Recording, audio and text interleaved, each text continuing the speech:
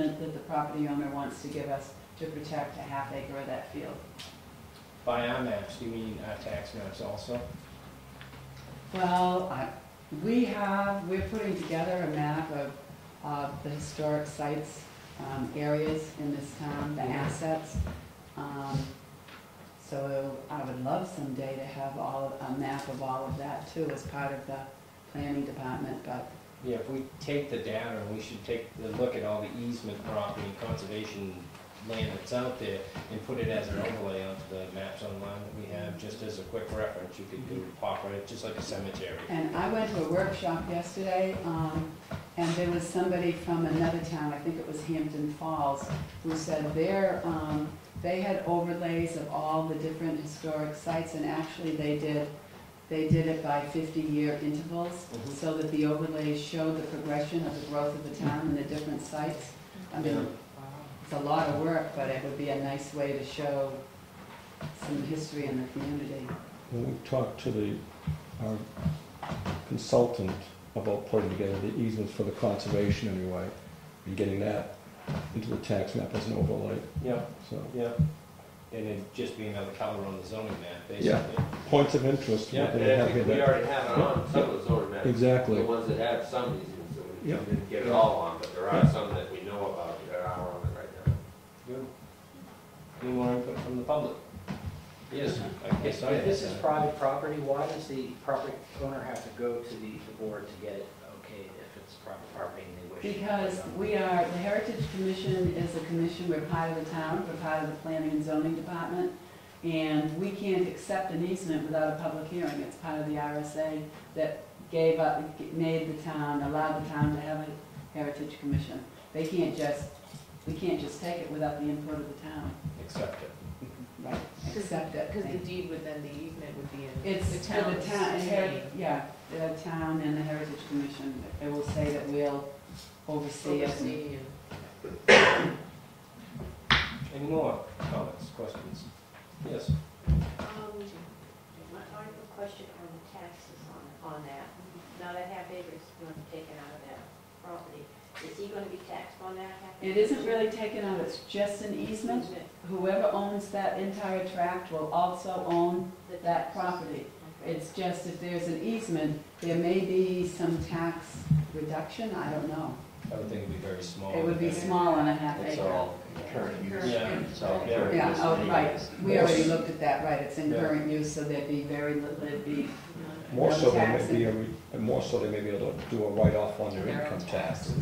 They That's where can't, that, they they can't? can't unless it's there's a number of other things that have to Okay. pertain, and that wouldn't, I think it may be in some of the information that I handed out, because I thought that might be a question, actually, I have the answer right here, someplace. It's not gonna qualify for the tax break. Does anybody don't have that in It would my have to be on the National Register. For one thing, Doesn't have to be totally deeded over to them as a donation for it to be a tax write-off. No? it's just an easement, though, it's just an easement. It's not gonna qualify for the federal tax break, but some could, but this wouldn't. Any more comments, questions? Yes. My last one. Once land is put in easement, can that be reversed? No, It's permanent. this is gonna be permanent, this one will be permanent. I don't know if there might be a type of easement that could be reversed, it would be the way the easement deed was written, but this is to be forever. And if he just put it into himself as a private property, wrote the easement himself, and didn't give it to the Heritage Commission, yeah, it could probably be flipped.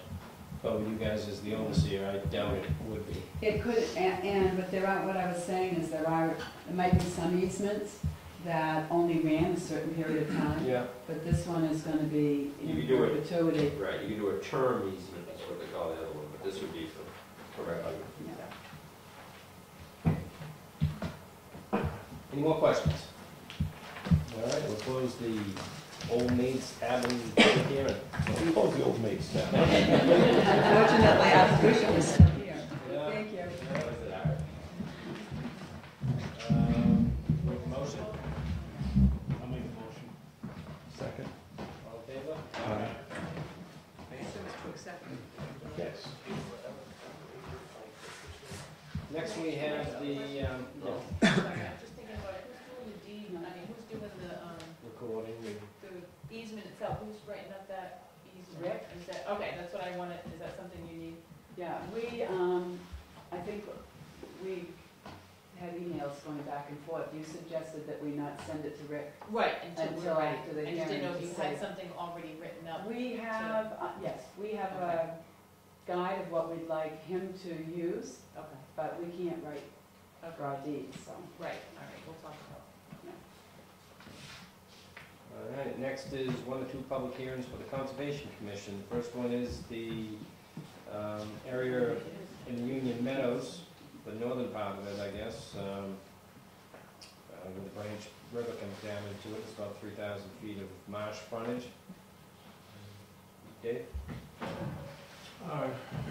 We have a opportunity to purchase, the town could purchase 121.5 acres, more or less, on the east side of the Branch River. Most of it is south of March Road. And basically, if you come by the Irving Station up 153, when you look across the water and across the railroad tracks, the nearest land you see on the other side is this property. It's a mile of river frontage and then 3,000 feet of marsh frontage. And it's nicely wooded, a lot of wildlife there, and pretty good fishing in the river. I understand Fish and Game stocks the river with trout. When we were there in the spring, we saw a lot of trout fishermen taking advantage of it. It looks like a really good piece of property that could offer recreational, educational opportunities, and it would be preserved for those purposes forever if we were to purchase. The Conservation Commission has been working on this project since the spring. We probably will be ready to make an offer on it in December before the end of the year. At this point, we have not made an offer. We do not have a price or an agreement with the owner. We're just kind of closing in on that possibility. Anyway, it's a real nice piece of property. We have several Conservation Committee members here tonight. We've walked the property, studied it. We've talked to the Selectmen about it before. Keith Fletcher from Moose Mountains Greenways has been working with us on it. We have Keith, you have a map you could pop up on Union Meadows? Take a quick look at, do you have internet here? You could plug your computer in. You also have some things for the next one. I have things for that. I'm not sure I've got it on this computer. The way we're looking at it now is we have money that was voted for conservation purposes that the Conservation Committee holds. We have money that we acquired through conversion of current use projects, which the voters voted that the Conservation Commission would get the money for current use conversions to use to buy conservation land. So it's kind of an offset. If land is developed that's in current use, the tax that's paid on that conversion comes back to the Conservation Commission. The second source of money we have is Fish and Game has offered up to $85,000 purchase price. We also applied for an LCHIP grant for $50,000. The LCHIP people are located in Concord, and they provide funds for historic or conservation projects. This project has an element of historic significance in that there is an old mill site. And the Heritage Commission has done some research in a project. We'll put in a plug, produce this CD. And this is a study of all the mill sites in Wakefield, of which 18. Of 18, they may not be all of them. well, 18, yeah, who knows, it's like cemetery. They have studied 18 mill sites in Wakefield, and one of the mill sites documented on the CD, which is available from the Heritage Commission. By the way, one of the mill sites is on this property, so it has a kind of a historic as well as the Fish and Game. So LCHIP came and looked at the property, and they unfortunately have a request for 3 times the funds that they actually have to give out.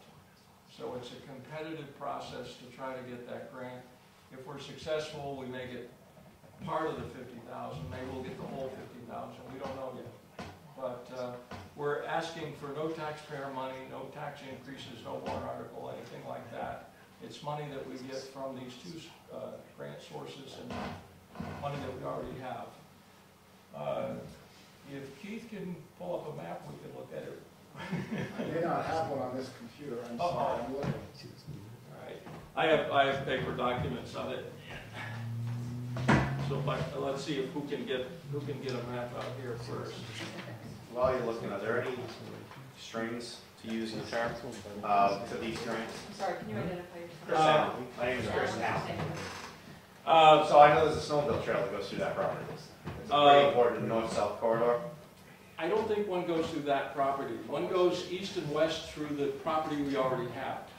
The southern part, where you go by the railroad tracks across Route 16, through the gate, which will be open in the winter, that goes east and west. And this property, and I'll get back to your question about the strings. This property, I have a small printout here. This is the river. This is Route 16. This is 153. The red is the railroad track. So this property is up here.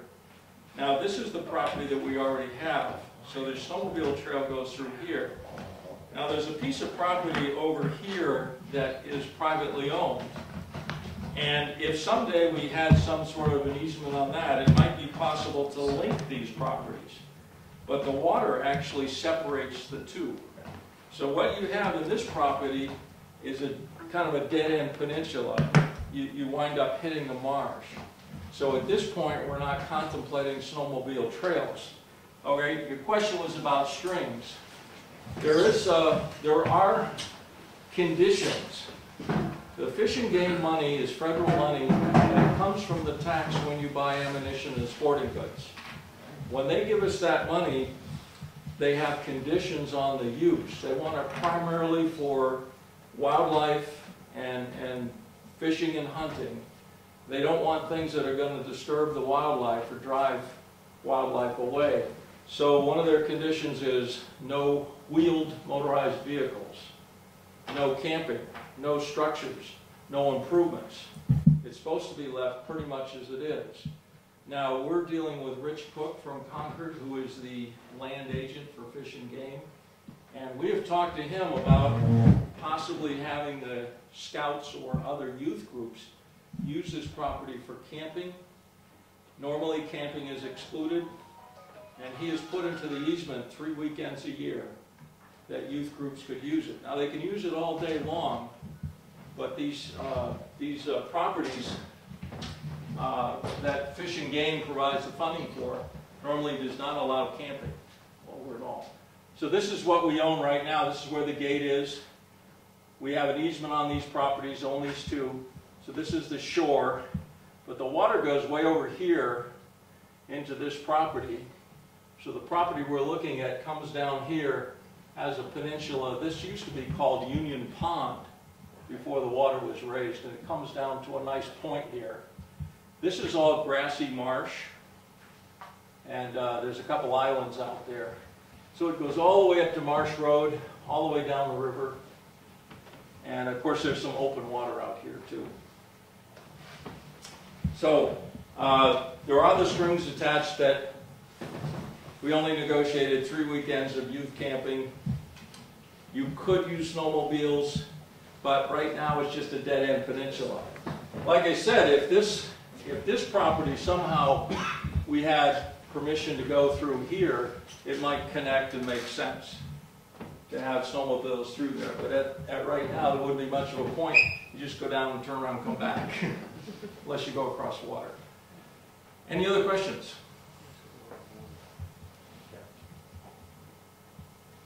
Okay, we would always, conservation would always look to connect snowmobile trails in the same way we try to connect wildlife trails. If there's a green corridor where animals may migrate, we like to continue it. we like to link up